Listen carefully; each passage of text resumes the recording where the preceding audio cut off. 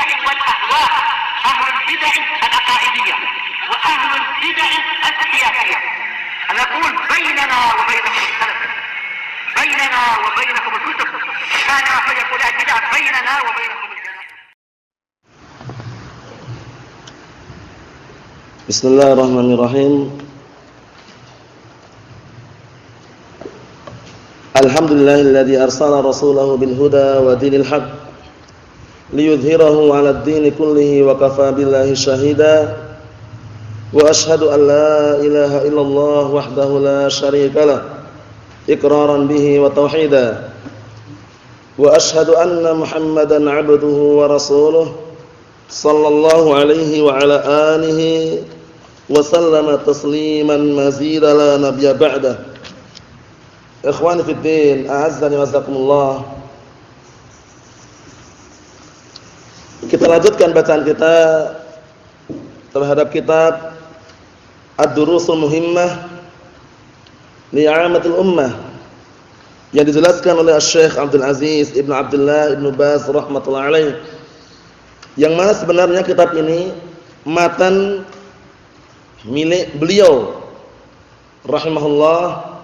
Kemudian syarahnya dikumpulkan oleh salah satu pengumpul yang diambil dari kitab-kitab Asy-Syaikh Abdul Aziz Ibn Abdullah Ibn Baz yang ada di kitab yang lain.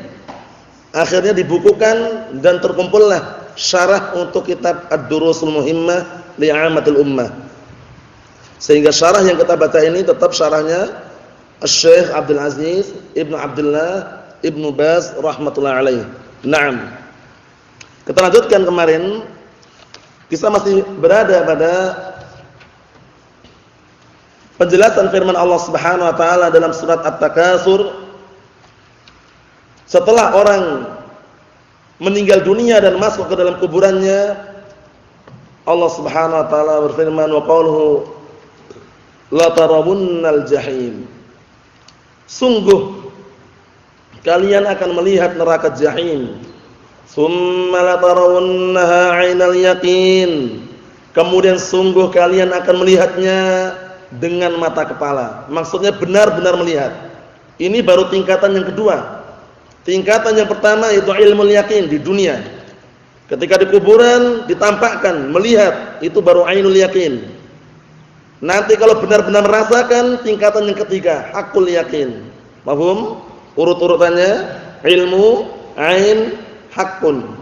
Ilmul yaqin, ainul yaqin, hakul yaqin. Naam. Hadza jawabu qasamin. Ini adalah jawaban dikenal dengan jawab qasam karena takdirnya seakan-akan wallahi la tarawunnal jahim. Seakan-akan seperti itu. Paham ya? Seakan-akan ada lafaz wallahi, cuman dibuang lamnya di sini, la tarawunna, lamnya lam jawabul qasam. Paham ya? Lam yang datang dalam rangka sebagai jawab sumpah yang ada pada sebelumnya. Wallahi la tarawunnal jahim. Seakan-akan seperti itu. Hadza jawabu qasamin. Ini adalah jawaban untuk sumpah. Nahwu contoh yang lain, wa izzatina la tarawunnal jahim. Demi kemuliaan kami. Maksudnya Allah Subhanahu wa taala, la tarawunnal jahim, sungguh kalian akan melihat neraka jahim, ai an-nar, wa dzalika yaumil qiyamah, yaitu ditampakkan nanti di hari kiamat. Al-musyrik yaraha wa yaslaha, orang musyrik dia akan melihatnya dan akan dinyalakan api tersebut untuk orang musyrik tersebut. Wal mu'min yaraha wa yunjihillahu ta'ala minha, sedangkan orang mukmin api tersebut dinyalakan. Adapun seorang mukmin maka dia melihat api tersebut namun Allah telah selamatkan dia dari api neraka tersebut. Itu bedanya orang mukmin dengan orang musyrik. Kalau orang musyrik melihat, menyaksikan api dinyalakan dan dia pun masuk ke dalam api tersebut.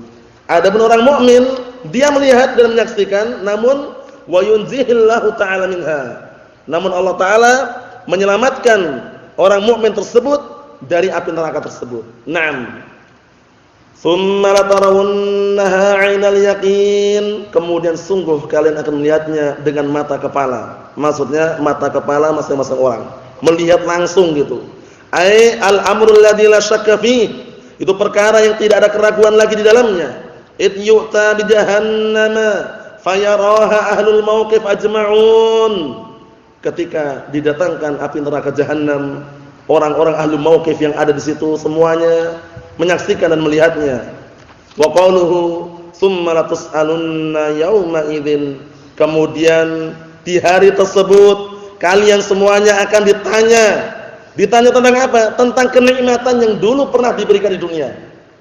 Hartanya dihabiskan untuk apa? Umurnya dihabiskan untuk apa? Ilmu yang dia miliki diamalkan untuk apa?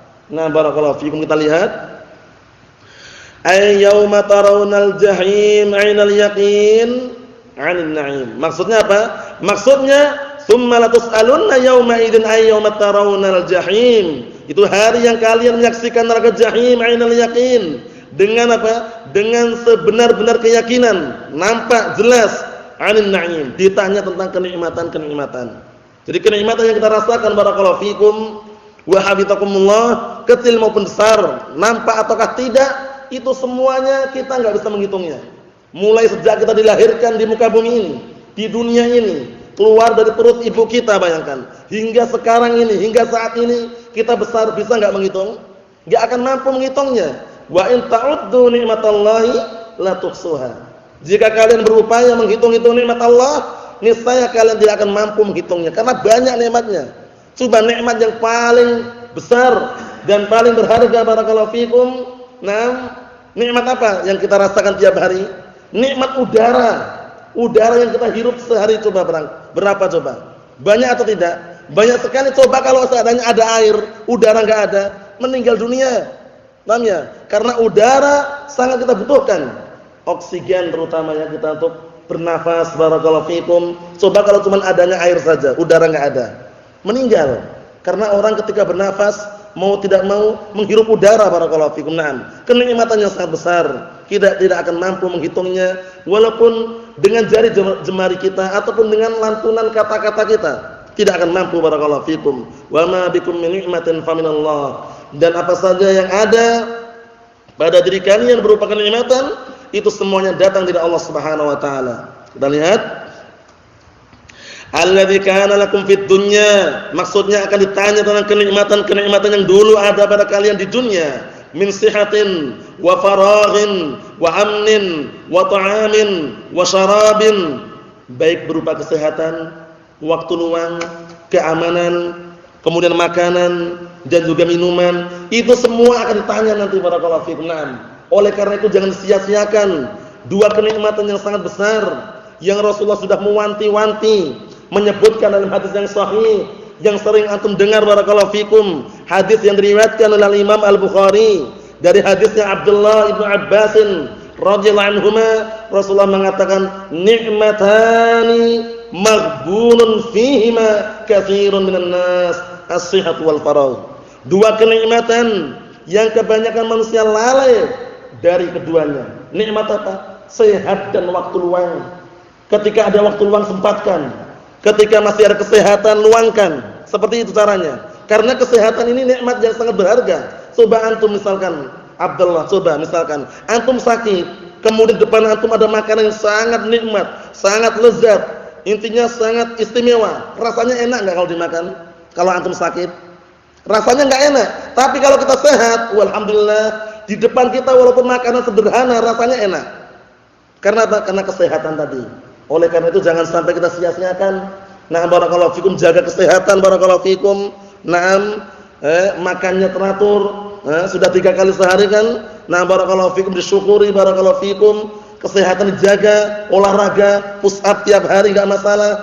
Nah, barakallahu fikum, atau olahraga yang lainnya yang kira-kira antum bisa lakukan tanpa harus melupakan ibadah-ibadah yang lain. Nah, barakallahu fikum. Ikhwani fid din, azdani wasakumullah, yang jelas kesehatan itu nikmat yang sangat luar biasa. Kemudian faragh, waktu luang. Coba bayangkan, banyak orang-orang yang tersibukkan dengan dunianya, enggak punya waktu luang, berangan-angan, duhai seandainya ada waktu luang, kami akan hadir di majelis ilmu, namun ketika datang waktu luang lalai lagi. Karena mereka sudah punya slogan apa kemarin? Waktu adalah uang. Itu masalahnya. Jadi waktu sedikit pun uang yang dia cari. Adapun kita walhamdulillah waktu adalah ilmu dan akhirat yang kita kejar. Dunia pasti akan menyertai kita. Naam. Ikhwan fi din azza wa jazakumullah, kata beliau di sini, faman adda syukrahu naja wa man lam yuaddi syukrahu ukhidha bihi. Artinya apa? Barang siapa yang dia menunaikan syukurnya kepada Allah, sungguh dia akan selamat. Dan barang siapa yang dia tidak menunaikan syukurnya, dia akan diadab dengan sebabnya. Paham ya? Dia akan dihukum oleh Allah Subhanahu wa taala. Karena orang yang tidak bersyukur itu sebab mendapatkan apa? Adab yang pedih. Sebagaimana firman Allah Subhanahu wa taala, la in syakartum la azidannakum wa la in kafartum inna adzabi lasyadid. Ngeri. Jika kalian bersyukur, niscaya aku akan tambahkan untuk kalian kenikmatan. Namun jika kalian kufur, tidak bersyukur, ketahuilah sesungguhnya adabku sangat pedih. Na'am barakallahu fikum. Na'am. Ikhwan fi din azza wa jazakumullah wa hafizakumullah jami'an. Jadi kita harus senantiasa pandai-pandai mensyukuri nikmat Allah Subhanahu wa taala, nikmat kesehatan, nikmat waktu luang, nikmat al-Islam was sunnah. Al-Islam was sunnah. Karena al-Islam was sunnah adalah kenikmatan karunia yang paling besar. Di samping kita sehat, ada waktu luang, al-Islam was sunnah. Qala al-Imam Ibnu Al-Qayyim Al-Jauziyah rahimahullah, sebagaimana yang beliau nukilkan di dalam kitab barakallahu fikum Istima' al-Juyush al-Islamiyah, beliau mengatakan laqad darat aqwalus salaf ala anna fadlallahi wa rahmatah al-Islam was sunnah. Dan sungguh para ulama salaf mereka telah memiliki ucapan yang senantiasa diserukan dan senantiasa diucapkan bahwasanya keutamaan yang paling agung yang Allah telah berikan kepada hamba al-Islam was sunnah. Al-Islam was sunnah. Kita menganut agama Islam dikenalkan as-sunnah, masyaallah. Na'am barakallahu fikum, kita syukuri. Wala yu'fa illa an thawbin yastur aurah. Yasturul aurah, dan dia tidak dimaafkan, tidak diampuni kecuali barakallahu fikum atau kecuali dari pakaian yang menutupi auratnya saja. Wa kisratu khubzin tasudul ju', dan juga barakallahu fikum sepotong roti yang bisa mengganjal kelaparannya. Wa hajarin takun minal har wal bard, dan juga batu yang bisa dikatakan untuk berteduh atau untuk berlindung dari panas dan juga dingin. Hakadha dzakara ahlul ilm. Maksudnya bagaimana? Maksudnya itu semuanya tidak terlepas. Kalau enggak disyukuri, enggak dimaafkan. Paham ya? Tapi kalau dia bersyukur akan dimaafkan dan akan diberikan keselamatan, itu maksudnya. Jadi hatta sepotong roti saja, pakaian saja yang dipakai untuk menutupi auratnya, atau batu yang dipakai dia untuk berlindung, itu pun nanti akan ditanya juga. Nah barakallahu fikum. Oleh karena itu kita harus pandai-pandai mensyukuri nikmat Allah Subhanahu wa taala. Naam. Ikhwan fi din azza wa jazakumullah wa hafizakumullah jami'an. Kita lihat berikutnya. Rawa Muslimun min fi sahihi an Abi Hurairah radhiyallahu anhu. Sungguh telah diriwayatkan dalam Sahih Muslim dari hadisnya Abi Hurairah radhiyallahu anhu. Abu Hurairah radhiyallahu anhu siapa namanya? Abdurrahman bin Sakhr Ad-Dawsi radhiyallahu anhu. Sahabiyun jalil. Kisah ini sangat mengharukan sekali. Bagaimana kisah ini nanti yang akan kita baca mengenai keluarnya Abu Bakar dan Umar dalam keadaan posisi biasanya keluar. Kenapa kok keluar dari rumah? Ternyata Rasulullah menanyai mereka sebabnya karena lapar. Sebabnya karena apa? Lapar. Walhamdulillah kita bersyukur. Kita belum pernah ditimpa seperti ini. Keluar dari rumah kemudian karena sangat lapar sekali misalkan. Kemudian antum nanti juga atau pernah sebelumnya mendengar kisah Abu Hurairah bagaimana hingga beliau mengganjal perutnya dengan batu. Kenapa? Karena laparnya di dalam mencari ilmu, mencari hadis di hadapan Rasulullah SAW. Kita belum pernah ditimpa kelaparan seperti ini. Pernah belum Abu Muhammad? Belum pernah, alhamdulillah.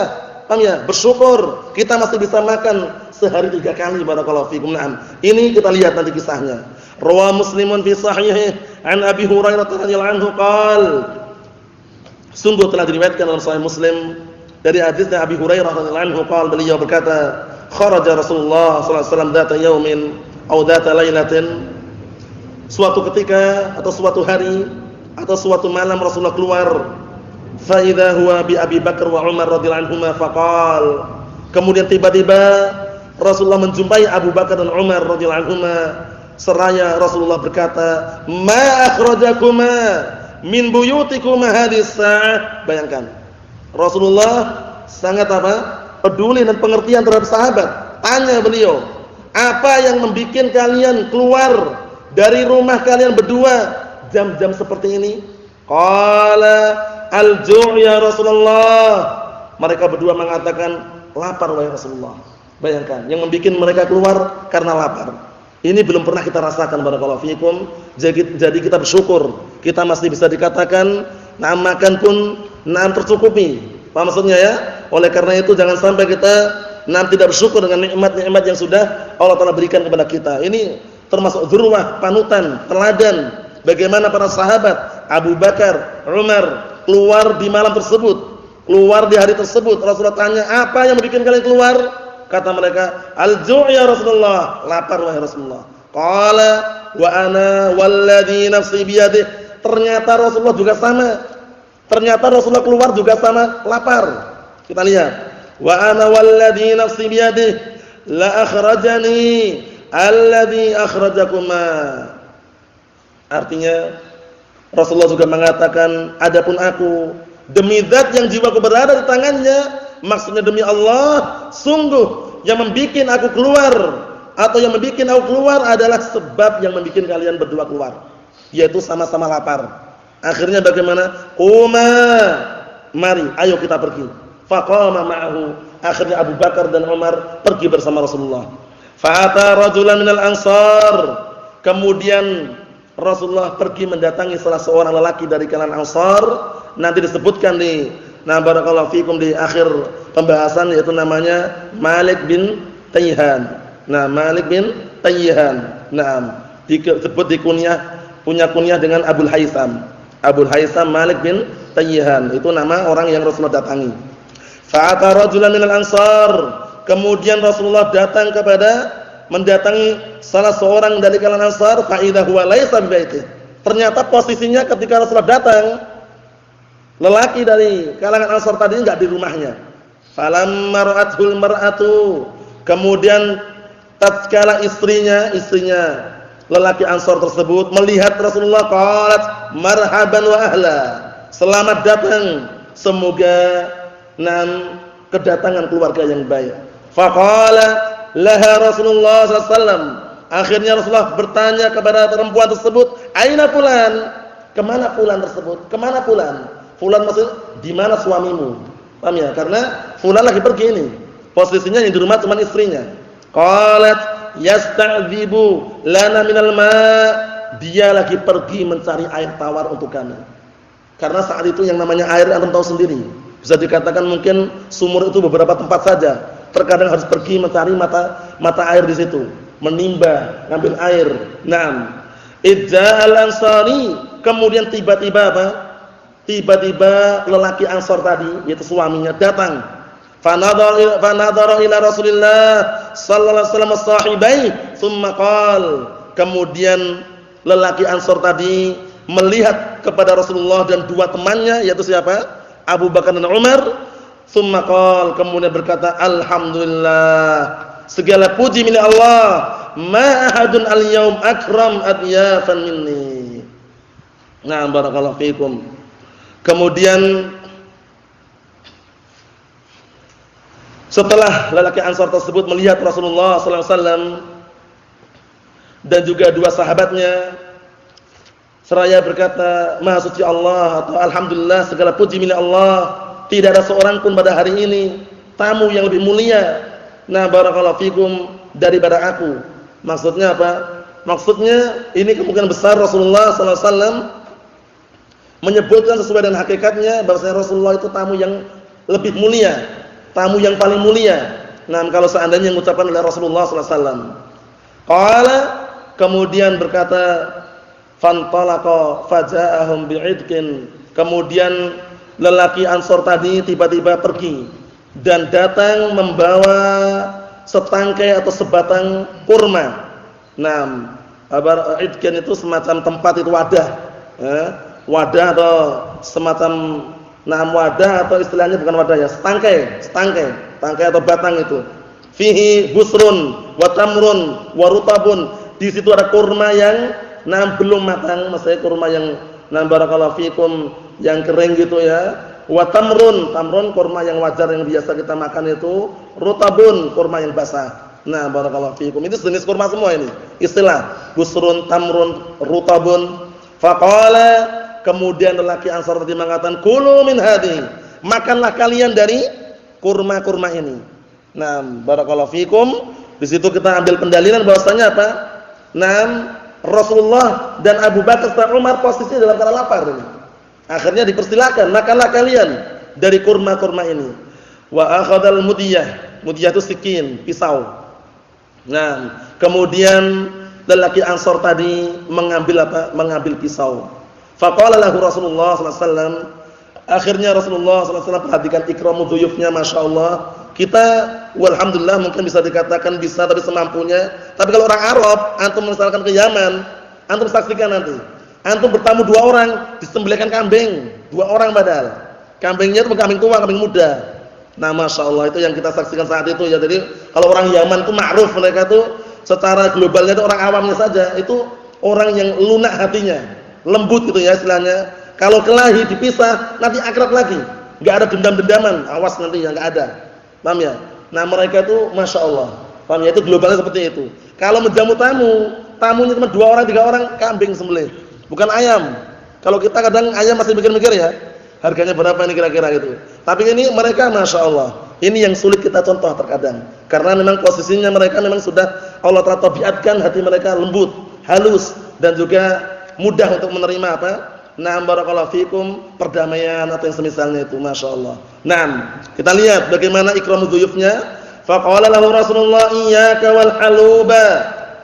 Hati-hati kamu hindari kambing yang masih apa? Berada air susunya di dalamnya. Maksudnya apa? Maksudnya itu, na'am barakallahu fikum, kalau nyembelih kambing yang lain. Jangan kambing yang masih ada apa?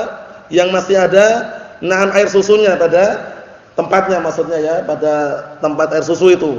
Apa maksudnya itu? Tempat air susu itu maksudnya. Paham? Paham salah ya? Paham salah ya tempat air susu itu yang apa namanya?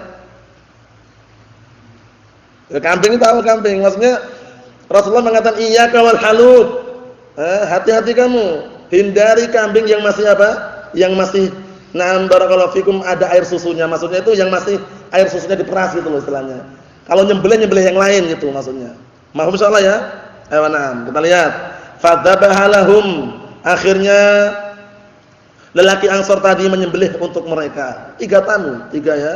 Nah, fa'akalu minasyad. Kemudian mereka itu Rasulullah, Abu Bakar dan Umar memakan dari daging kambing tersebut, wa min dzalikal 'itq, dan juga dari tangkai atau sebatang kurma yang sudah diberikan tadi, wa syaribu, dan mereka pun juga meminum air susu kambing ya. Falamma anshabi'u wa rawu, tatkala mereka sudah kenyang dan segar karena minum hilang dahaganya, haus.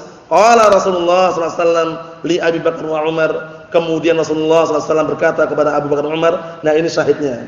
Walladzi nafsi biyadihi la tus'alunna 'an na'imi hadzal yaum yaumal qiyamah. Rasulullah mengatakan, demi zat yang jiwaku berada di tangannya, sungguh kalian akan ditanya tentang kenikmatan pada hari ini di hari kiamat kelak.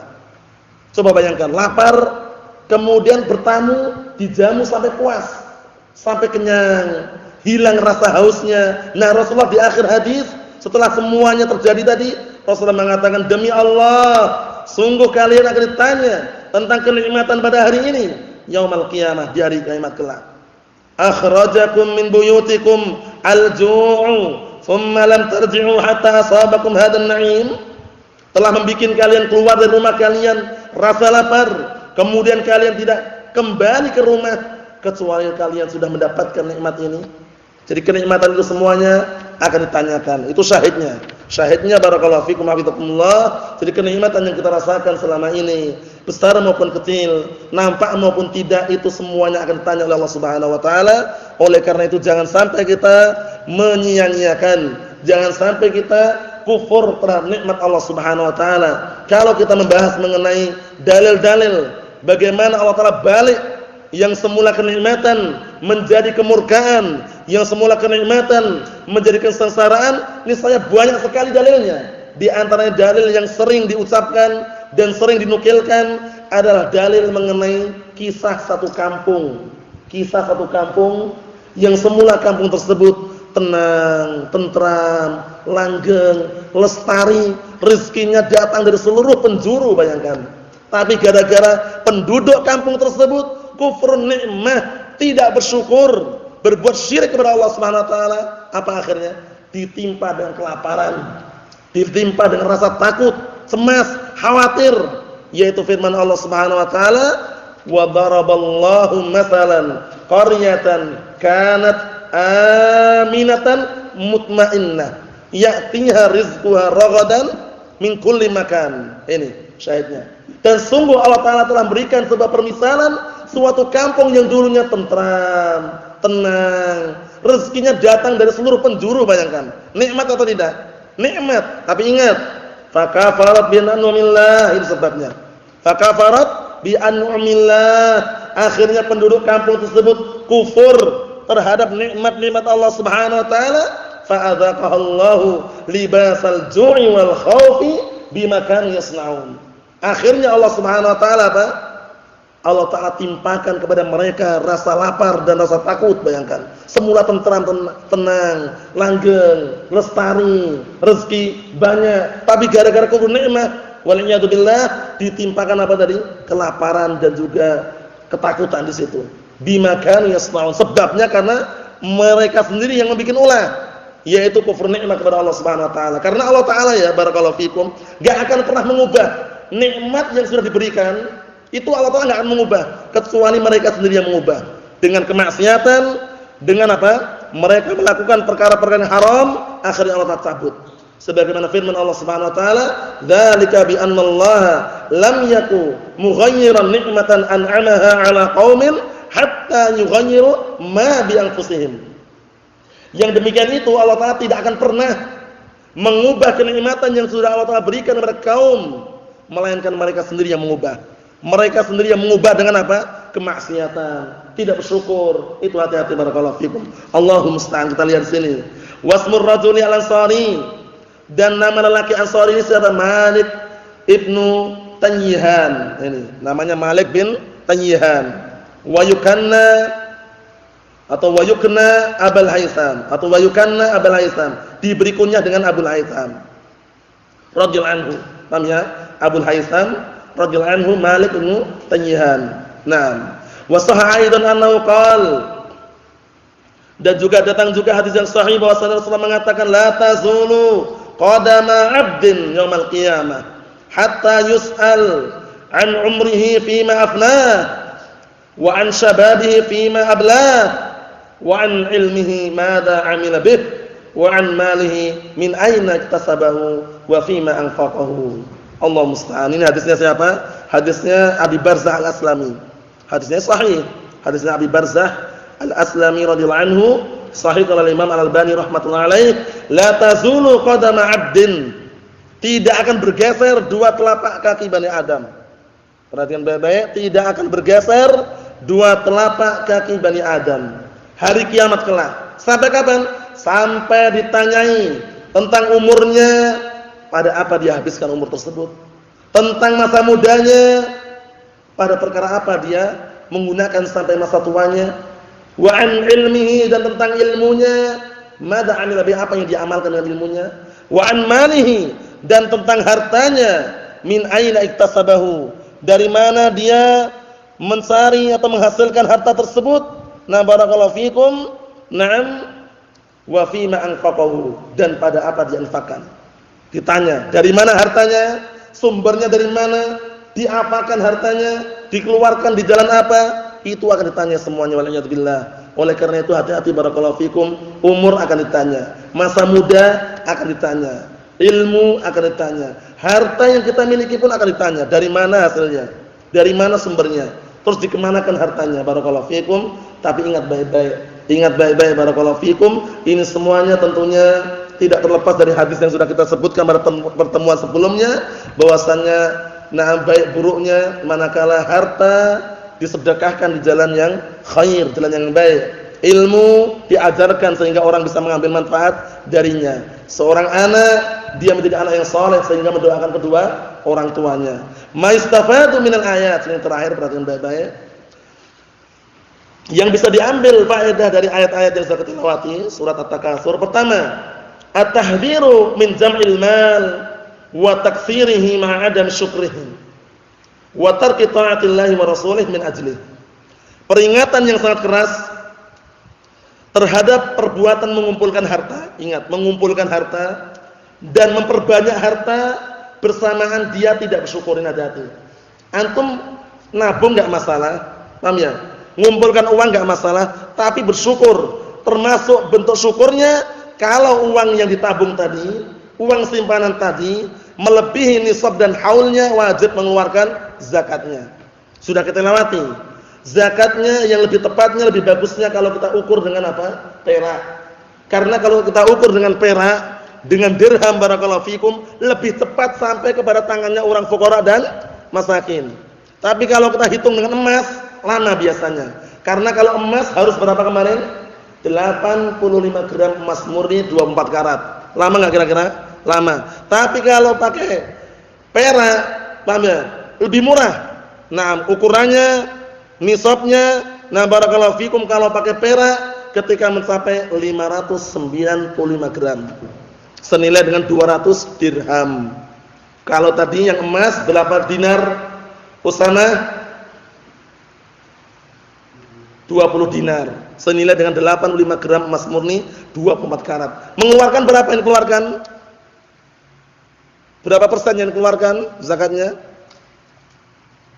2%? 2/3? Jangan keliru. Antum sering diulang-ulang ini. Antum 2,5 dan 2/3, 2,5%-nya. Jadi para ulama berbeda pendapat mengenai mana ukurannya, emas atau perak. Namun yang rajih wallahu alam dikuatkan juga Syekh Muhammad bin Hizam hafizahullah taala, bahwasanya ukuran dengan perak lebih apa? Lebih akrab, lebih dekat.